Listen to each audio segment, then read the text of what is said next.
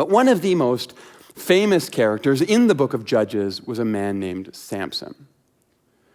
Now, Samson's story actually starts way back before Delilah and his lustrous hair. By the way, my hair, slowly growing back after that decidedly too short haircut this fall, so that's good. But in Judges 14, we get the start of the story of Samson. And basically what happens is that he, a Hebrew man, falls for a Philistine woman, forbidden love and all that. And of course his family objects, and they want him to find a nice Jewish girl, that he says, no, this is the one that I love, I've made up my mind. And eventually everyone gets on board, and they host a big party to celebrate the pending nuptials. Now, during the party, Samson decides that he's going to make a bet with some of his new in-laws. And he gives them a riddle, and he says, look, if you can solve this before the wedding, I will give you 30 fancy linen outfits. I mean, who doesn't want that? The flip side is that if you can't solve it, then you have to give me 30 fancy linen outfits. Samson will never have to go shopping again. And they agree, and he gives them this riddle. Out of the eater, something to eat. Out of the strong, something sweet. The thing is, that's not a riddle, that's an inside joke. You see, this one time Samson had killed a lion, and later when he walked by the dead animal, he saw some bees building a nest in the carcass, and he ate the honey and apparently came up with this riddle. It's entirely based on his personal experience. There's no way anyone could possibly ever solve this. And so when these future brother-in-laws can't figure it out, they go to their sister and they say, look, you got to help us here. We don't have 30 fancy linen outfits. You got to get the answer for us. Well, she succeeds in teasing it out of Samson. She gives it to her brothers, and they give Samson the answer, and he is furious about this. So furious, in fact, that he leaves the party, walks over to the next town, kills 30 Philistines, takes their fancy linen outfits, brings them back, hands them to his potential in-laws, and then leaves before the wedding even happens. Now, sometime later, text says, at the time of the wheat harvest, implying at least a season has gone by here, Samson decides he wants to go and see his wife. And so he strolls back into town, and the family's like, dude, I don't know what you're talking about. You left months ago. She moved on. She married somebody else. Samson says to himself, I have a right to get even now. That's Judges 15:3. And he goes out and he catches 300 foxes. He ties their tails together into 150 fox pairs. No idea how that works.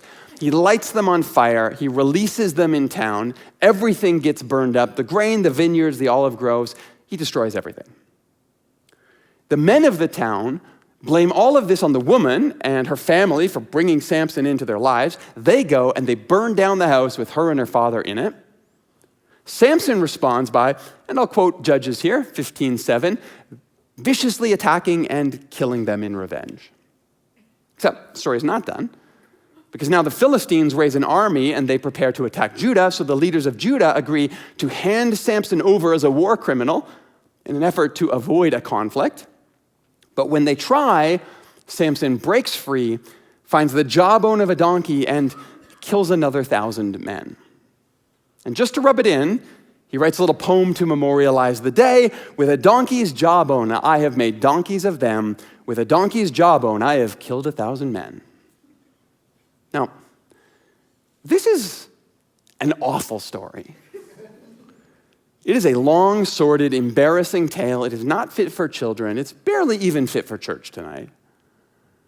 But it then leads into the more familiar story of Samson that we explored last year, the one with Delilah and the hair and the heroics. I can only guess that the point of this is the larger story of how God can redeem and use even the worst among us, like Samson. But I think the story of Samson is summed up perfectly when he says this in verse 11. He says, I merely did to them what they did to me. That line, I merely did to them what they did to me. I think that line is one of the most important verses in Scripture. I think that line has more insight into the human condition than we can possibly imagine. In fact, if I had to guess, I'd probably bet that somewhere along the line, most of us here have said almost exactly that same thing to ourselves at some point. Maybe not in as extreme a situation, at least hopefully not. but something very clearly to the effect of, I'm only doing to them what they did to me, I am justified. And the point of this story is to show you how foolish you were. That's the point of the story. Your perspective on things, when you are angry, when you are scared, when you're frustrated, when you're anxious, your point of view on your own is not reliable. And so, this story, Samson tricks his neighbors with a riddle they can't solve. And they trick him back by extorting the answer from his bride-to-be.